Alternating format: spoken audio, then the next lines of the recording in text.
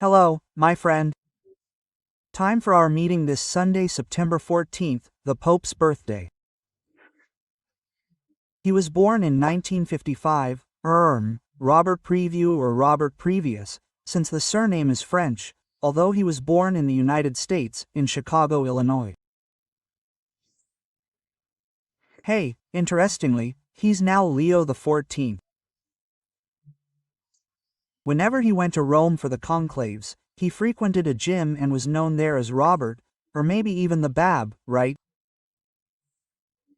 And one day they found out that Robert had become Pope. Out of respect for privacy, they never asked what his profession was. He also didn't say he was a cardinal bishop, right? Well, I hope he continues being Pope, continues exercising, moving his body, because as his fellow countryman, who was born in California, Clint Eastwood, says, don't let the old man in, right?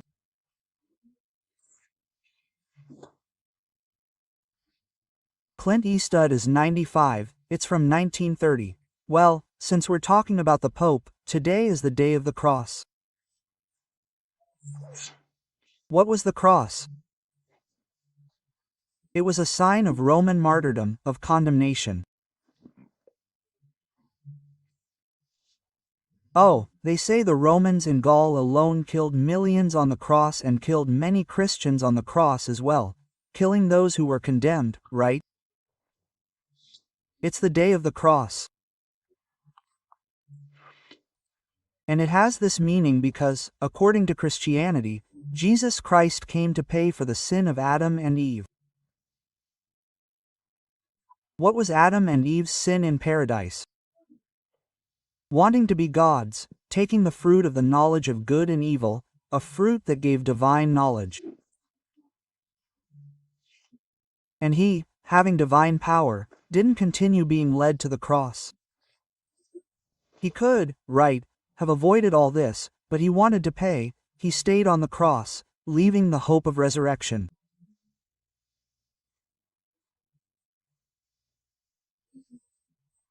Is it a coincidence that the Sunday of the cross ends the week of a condemnation in Brazil of someone who also did good, wanted good, stayed within the four lines, and was condemned?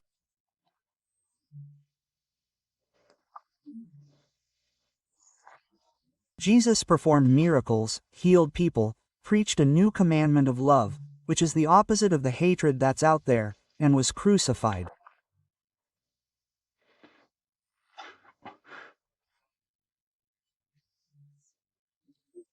Well, in today's Gospel, John chapter 3 verse 17 says, he said to Nicodemus, he came to save, not to condemn.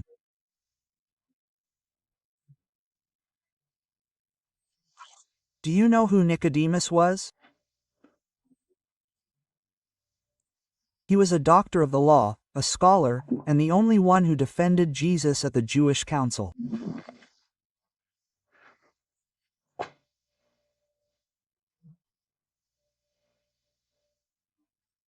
Another coincidence. He was a Jewish judge, the only one who defended this week's convict against all the crimes he was accused of.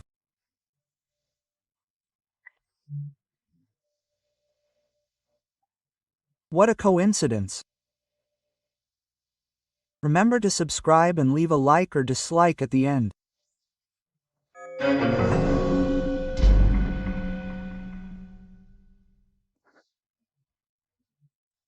Well, the convicted former president was in the hospital at Death Star for a procedure to remove skin lesions, but he underwent tests. The blood test showed anemia.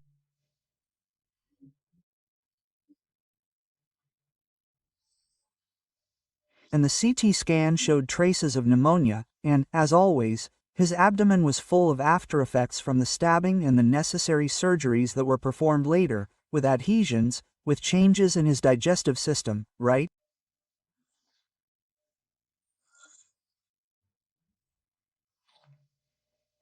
What a mess. Well, still speaking of the trial, it wasn't a surprise to anyone, right? If a very naive person were to believe he would be acquitted by some kind of miracle, right, in a Supreme Court presided over by a justice who said, "We defeated Bolsonarism." And all the statements already made, right? Well, as the Wall Street Journal showed today, right?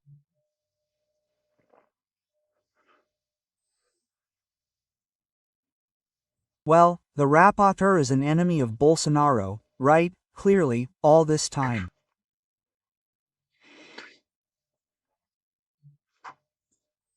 Oh, the other justice, Dino, was Lula's justice minister.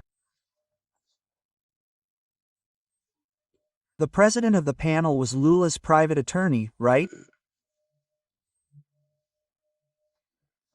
Well, there was no way, right? Well, it gives a different result.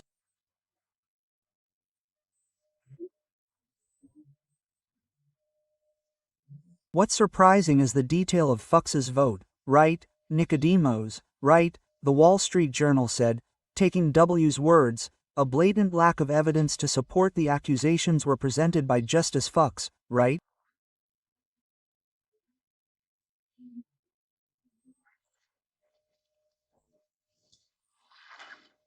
Well, the Wall Street Journal said that these justices who participated in a serious country would declare themselves suspect, right? But Fuchs's vote will be used in international courts, but mainly domestically. It will serve as support, as considerations for an amnesty bill. Then you'll say, yes, but then the Supreme Court will overturn it. No, Lula could overturn it before that. If Lula doesn't realize he could have the courage to sanction it, right? And thus present himself differently, right? As a statesman, right? Who isn't afraid of Bolsonaro, etc., right? Because the Constitution says it's Congress's responsibility to decide on amnesty. It's not the Supreme Court's responsibility, it's Congress's responsibility. With the president's sanction, the president can veto, and Congress overrides the president's veto. But then the Supreme Court vetoes. Besides, if Congress can override the veto of the President of the Republic, who is a powerful president, who has the direct vote of the population, the vote of the majority of the population, then it has much more power to override a veto from the Supreme Court, which has no vote at all, which has the original, already indirect power, right?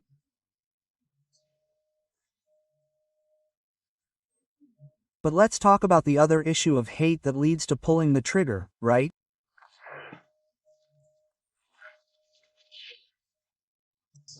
Well, the Charlie Kirk case, according to the newspapers, the killer accused his future victim of being a hateful person. This brings me to Lenin. Lenin says, accuse them of what you do. He accuses the other of hate to justify the murder.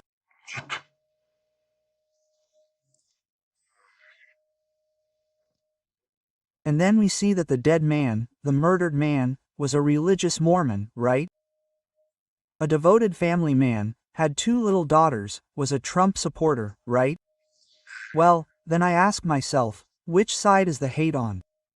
The hate of the handful of people who brought down the Twin Towers, killing thousands, right?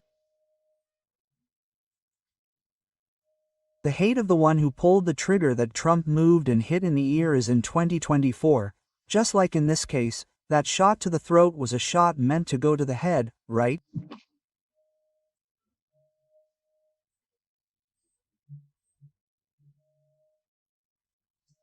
Although the hatred of a neurosurgeon applauded, praised the aim, this neurosurgeon from Recife, right? It's a guy named Roberto something, okay?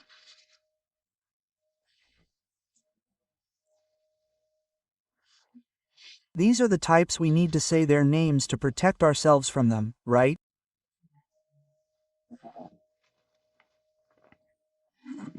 He seems to have even been fired from the hospital where he works, right? But I think the symbol of all this is this Panini guy, Eduardo Bueno. I have his books. He's an interesting historian and journalist. The journalist's main science is history, right?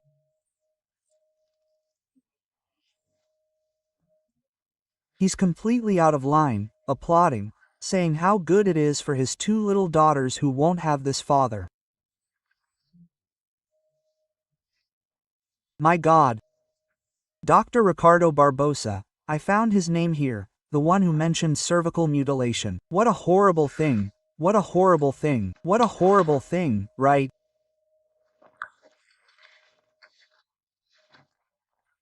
Oh, anyway, I wanted to talk about this because the trial ended, this week's trial, and they were talking about soccer.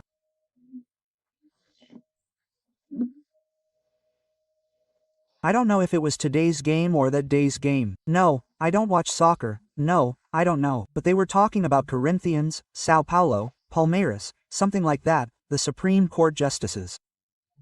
Then I remembered Vatico and Noel Rose's conversation at the bar. Waiter, please bring me a good average that isn't reheated, will you? Go ask your customer next door what the soccer score was. Something like that. It sounded like bar talk inside the Supreme Court of Brazil, while they were just deciding on 27 years and 3 months in the life of a former president of the republic. Matsunaga, who threw out her husband, Elise Matsunaga, got 8 years less than that.